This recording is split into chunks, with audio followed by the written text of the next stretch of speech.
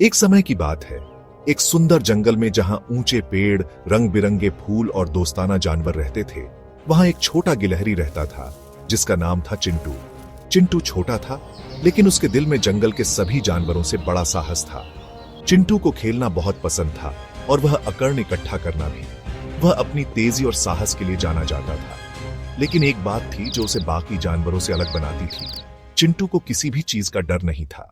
एक दिन आकाश में काले बादल घिर आए और जंगल के जानवरों ने दूर से गड़गड़ाहट की आवाज सुनी। एक बड़ा तूफान आ रहा था।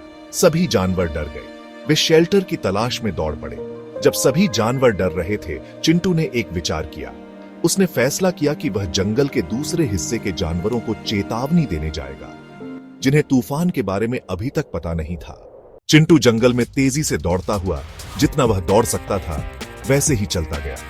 हवा और तेज होने लगी और बारिश भी शुरू हो गई, लेकिन चिंटू रुका नहीं। उसे पता था कि दूसरे जानवरों को चेतावनी देना जरूरी था। चिंटू एक बड़ी नदी के पास पहुंचा जो तूफान के कारण बढ़ रही थी। वह थोड़ा डर गया, लेकिन तभी उसने पास में एक टूटी हुई शाखा देखी। उसने बिना समय गवाए उसे एक छोटी नाव बनाने के लिए इस्तेमाल किया। चिंटू ने बहादुरी से नदी को पार किया और अपनी यात्रा जारी रखी, यह जानकर कि वह अपने दोस्तों को बचाने में कामयाब होगा। चिंटू आखिरकार दूसरे जानवरों तक पहुंचता है। उसने तुरंत उन्हें तूफान के बारे में बताया और उन्हें शेल्टर की ओर भेजा। चिंटू की बहादुरी के कारण सभी जानवर सुरक्षित हो गए।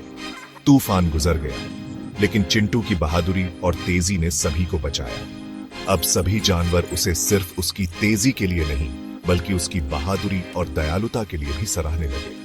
उस दिन के बाद जंगल के सभी जानवर हमेशा याद रखते थे उस बहादुर छोटे गिलहरी को जो दूसरों की मदद करने से कभी नहीं डरता था। और जब भी हवा तेज चलती या बादल घेरते, वे जानते थे कि मिलकर वे किसी भी परेशानी का सामना कर सकते हैं। और इस तरह चिंटू ने सभी को यह सिखाया कि चाहे आप छोटे हों या बड़े, जब आप दूसरों की मदद करते हैं तो आप हमेशा बहादुर होते हैं। अंत खुशमिजाज संगीत बजता है। स्क्रीन पर टेक्स्ट देखने के लिए धन्यवाद। चिंटू की तरह बहादुर बने।